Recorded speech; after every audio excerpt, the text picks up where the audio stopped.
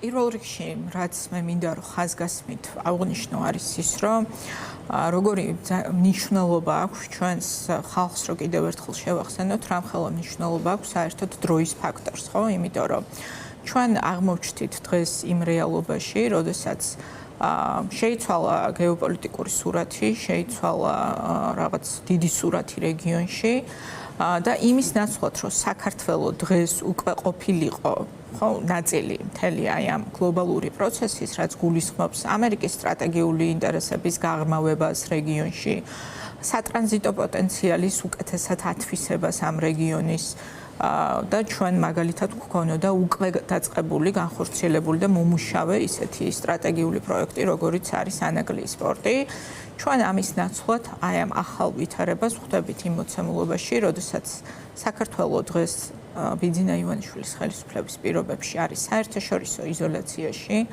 როდესაც საქართველოს დღევანდელ ხელისუფლებას არ აქვს არანაირი ლეგიტიმაცია მიღებული საერთაშორისო თანამეგობრობისგან,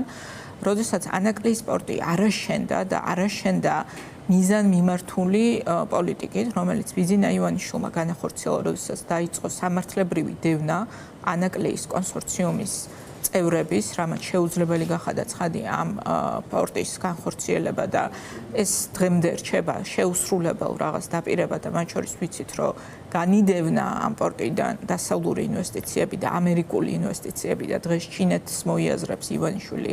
საკუთარ მოკავშირედ. ანუ ჩვენ დღეს რო ყოლოდა სხვა ხელისუფლება, საქართველოს იქნებოდა წარმოდგენილი ალბათ ვაშინგტონში, მათ შორის ამ შეხვედრაზეც, იმიტომ რომ ბევრად უფრო გლობალური, ასე ვთქვათ, რაღაცა მიდგომა შეიძლებოდა რომ ყოფილიყო, არა მხოლოდ სომხეთს და აზერბაიჯანს შორის, ასე ვთქვათ, დაზავების შეთანხმების და სამშვიდობო შეთანხმების და ახალი დერეფნის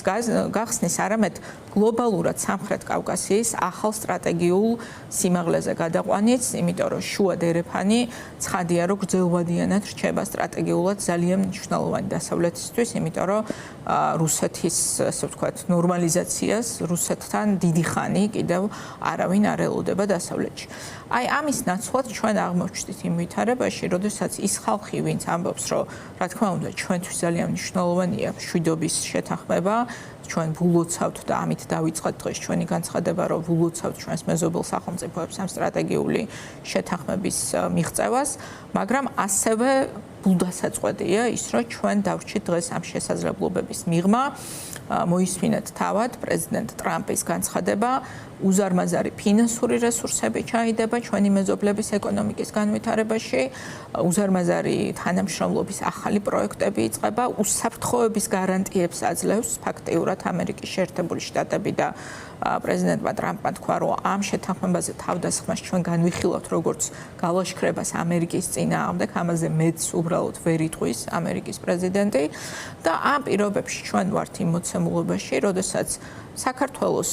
დღევანდელი ხელისუფლება ერთადერთი, რასაც ვაშინგტონიდან იღებს დღემდე, ეს არის მოწოდებები და გაფრთხილებები, როგორ უნდა მოიქცეს იმისთვის, რომ ასე ვთქვათ, საერთოდ საუბარი დაიწყოს მათთან ტრამპის ადმინისტრაციამ და ველოდებით მეგობარი აქტის მიღებას, რომელიც ფაქტიურად ღიად აცხადებს, რომ დღევანდელი ხელისუფლება საქართველოს ეს არის ანტიამერიკული ხელისუფლება, ამ ხელისუფლების სანქცირებას მოითხოვს და მხარს უჭერს ქართველი ხალხის დემოკრატიულ მომავალს იმ შემთხვევაში, თუ ჩვენს ქვეყანაში პოლიტიკური გარდატეხა იქნება. ანუ ეს შესაძლებლობა, რომელიც შეიქმნა ვაშინგტონში, რჩება შესაძლებლობად, რომელსაც ჩვენ მხოლოდ იმ შემთხვევაში ავითვისებთ, თუ ქვეყანაში შეიცვლება ხელისუფლება და ჩვენ გვეყოლება რეალურად საქართველოს პროქართული პირველ რიგში ხელისუფლება და ამასთან ერთად ხელისუფლება, რომელსაც აქვს სურვილი, რომ ამ ქვეყანამ აღადგინოს სტრატეგიული თანამშრომლობა ამერიკის შეერთებული შტატებთან. დღეს მოუწია პრინციპში ქართულ ოცნებას იმის აღიარება, რომ ეს არის ნამდვილად ისტორიული შეთანხმება მათ შორის რეგიონში გრძელვადიანი მშვიდობის მიმართულებით. რამდენად ეთავსება ქართული ოცნების შეთქმულების თეორიებს, რომ ჩვენ სტრატეგიულ პარტნიორებს სურთ საქართველოს ომში ჩართრევა. აი ამ რიტორიკას რამდენად ეთავსება ის ისტორიული პროცესი, რომელიც საზოგადოებამ ნახა ვაშინგტონში. ნუ საზოგადოებამ უნდა დაინახოს, რომ აბსოლუტური სისულელე, უსინდისო ტყუილი და ქართველი ხალხი ძალიან მოურიდებლად და უხეშად ვიტყვი, იდიოტებად მიაჩნია ქართულ ოცნებას, ქართველი ხალხი მიაჩნია იდიოტებად, იმიტომ რომ არც ერთი პოლიტიკური ძალა, რომელიც ოდნავ მაინც პატივს სცემს ქართულ ხალხს, იმ სისულელეს, რასაც ჩვენ ვისმენთ ყოველდღე კობახიძის ბოდვაში, პაპუაშვილის ბოდვაში, მათი ვიღაც იდეოლოგიების, ვიღაც ჩათირიშვილის რაღაცა ბოდვით თხზულებებში არ აკადრებდა უბრალოდ ხალხს, ხო? მაგრამ ქართული ოცნება როგორც ჩანს, თulis რომ ქართულ ხალხს შეიძლება რომ ეს გაუბედო, შეიძლება ქართულ ხალხს უთხრა ესეთი სისულელე, რომ თითქოს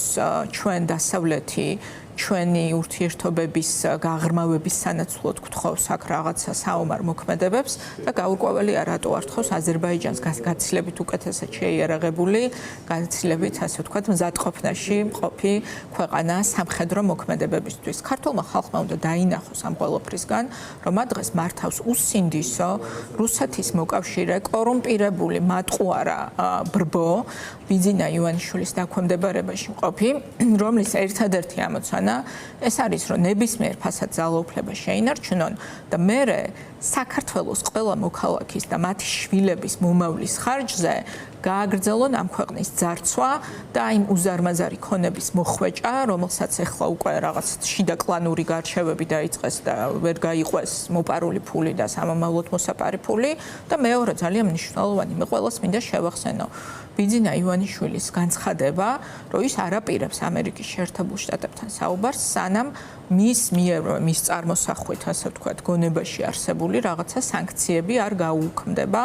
ანუ რას ამბობს ივანიშვილი? ივანიშვილი ქართულ ხალხს ეუბნება, რომ თქვენ უნდა დარჩეთ ღატაკები, თქვენ უნდა გააგრძელოთ ცხოვრება ქვეყანაში, სადაც არც სამუშაო ადგილებია, ფასები ყოველდღე იზრდება, საკუთარ შვილს ყოველდღიურად უფრო ნაკლების შეთავაზება შეუძლია ნებისმიერ საქართველოს მოქალაქეს, იმიტომ რომ მას მიაჩნია, რომ მისი ფული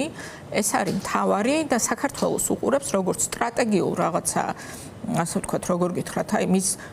როგორც ბანკში აქვს ანგარიშები, აი ესე ფლობს ამ ქვეყანას და ფიქრობს, რომ ამ ქვეყნის მომავლით უნდა ევაჭროს ვიღაცას საკუთარ ფულზე. ოღონდ საერთაშორისო პოლიტიკა ამ პრინციპებით არ მუშაობს და იმიტომ არის, რომ ძალიან დიდი განსხვავებაა მაგალითად აზერბაიჯანს და პრეზიდენტ ალიევს შორის და ბიძინა ივანიშვილს და მის რეჟიმს შორის, იმიტომ რომ დემოკრატიულად რა გამოწვევებიც არ უნდა კონდეს აზერბაიჯანის ხელისუფლებას, ის არის ქვეყნის ხელისუფლება, ემსახურება საკუთარი ქვეყნის მათ შორის სტრატეგიულ ინტერესებს და იცის, რომ ამერიკის შეერთებულ შტატებთან სტრატეგიული თანამშრომლობა არის მათი ხალხის ინტერესებში. საქართველოს მართავს ერთი მდიდარი კაცი, რომლისთვისაც ერთადერთი მონაპოვარი როგორც ჩანს ცხოვრებაში მეას მიაჩნია, რომ არის ბევრი ფული და აი ამ ბევრი ფულის რაღაცა ასე ვთქვათ, შესანარჩუნებლად ის მოიაზრებს, რომ ეს ქვეყანა და მილიონობით საქართველოს მოქალაქე არის უბრალოდ რაღაცა მისი ერთ-ერთი სათამაშო, რომელსაც როგორც უნდა ისე გადაანაცვლებს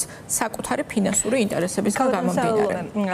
სად არის ახლა საქართველოს ვისაუბრეთ ამაზე? საინტერესოა გითხარით ასევე რა ვითარებაში აღმოჩნდა ახლა რუსეთი. მით უმეტეს რომ ეს ყველაფერი ხდება რუსეთ-უკრაინის ომის ფონზე, იმ ეტაპზე, როცა ახლა ამერიკის შეერთებული შტატები ცდილობს, რომ რუსეთი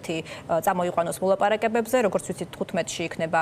ალასკაში შეხვედრაც. აი გითხარით ამ ყველაფრის ფონზე რა ვითარებაში აღმოჩნდა და აღმოჩნდება შესაძლოა აღმოჩნდეს სამომავლოდ რუსეთში. ხო, მე მინდა რომ საზოგადოებამ ყურადღება მიაქციოს იმას, რომ მათ შორის გუშინდელი შეთანხმებას ძალიან ბევრი შეიძლება ამაზე ვისაუბროთ, იმიტომ რომ მართლა ისტორიული გარღვევაა, მაგრამ ერთ-ერთი ძალიან მნიშვნელოვანი ასპექტი, რომელზეც აუცილებლად უნდა ვისაუბროთ, ეს არის რუსეთის აშკარა დასუსტების ნიშანი, რაც არის ხო გუშინდელი შეთანხმება, იმიტომ რომ ფაქტიურად მაშინ, როდესაც რუსეთი ყველანაირად ცდილობს ყოფილი საბჭოთა სივრციდან განდევნოს სტრატეგიულად დასავლეთი და თქვენ ნახეთ, რომ ევროკავშირიც მიესალმა გუშინდელ შეთანხმებას და ეს ნიშნავს, რომ ევროკავშირიც კიდევ უფრო გააქტიურდება აზერბაიჯანთან და სომხეთთან თანამშრომლობის განსავითარებლად. ამის ნაცვლად ამერიკის შეერთებულმა შტატებმა და ევროკავშირმა განაცხადეს, რომ ისინი აღრმავებენ საკუთარ როლს და საკუთარ სტრატეგიულ ფუნქციას ჩვენს რეგიონში. ანუ ფაქტიურად რუსეთმა კი ვერ განდევნა სამხრეთ კავკასიიდან, ასე ვთქვათ, დასავლეთი, არამედ რუსეთის როლის შემცირება მოხდა, იმიტომ რომ ცხადია, რომ რუსეთისთვის ეს შეთანხმება და ზოგადად მშვიდობის დამყარება სომხეთს და აზერბაიჯანს შორის კონფლიქტი, რომელსაც ის 10 წლეულები იღენებდა საკუთარი ინტერესებისთვის, ამ კონფლიქტის ამოწურვა, ეს არის ძალიან დიდი დარტყმა მათი ინტერესებისთვის, იმიტომ რომ მე საზოგადოებას ასევე მინდა ავუხსნა, რომ ზანგეზურის ეს დერეფანი, რომელიც გაიხსნება აკავშირებს არა მხოლოდ ამ ქვეყნებს, არამედ მთლიანად მთელ კასპიის ზღვის უზარმაზარ რეგიონს გამოყავს დასავლეთის ორბიტაზე, მათ შორის ამ რეგიონის უზარმაზარი სიმდიდრე, როგორიც არის სტრატეგიულად მნიშვნელოვანი მინერალები, მათთვის იხსნება ახალი შესაძლებლობები დასავლეთთან ურთიერთობების დასამყარებლად და ეს ცხადია პირდაპირ ეწინააღმდეგება როგორც რუსეთის, სხვათა შორის ასევე ჩინეთის ინტერესებს, იმიტომ რომ ჩინეთის გლობალური პროექტებისთვისაც ეს სატრანზიტო ახალი მარშრუტი არის გამოწვევა. ამიტომ ძალიან აშკარაა, რომ რუსეთი საკუთარ სტრატეგიულ ინტერესებს ვეღარ იცავს და ვეღარ იცავს იმ მიზეზით, რომ რა თქმა უნდა რუსეთი დღეს არის ისეთი დასუსტებული, როგორიც არ ყოფილა 10 წლეულების მანძილზე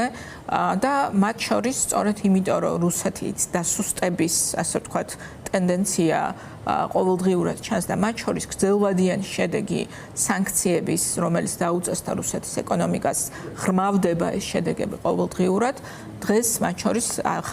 პრეზიდენტ ტრამპის ადმინისტრაციას მიაჩნია, რომ არის ის დრო, როდესაც, ასე ვთქვათ,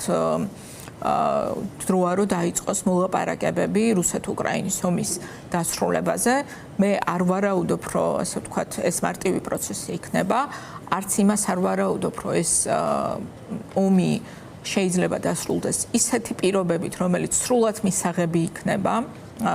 უკრაინისთვისაც, ეს ჩვენ რა თქმა უნდა რეალობიდან გამომდინარე უნდა გვესმოდეს, მაგრამ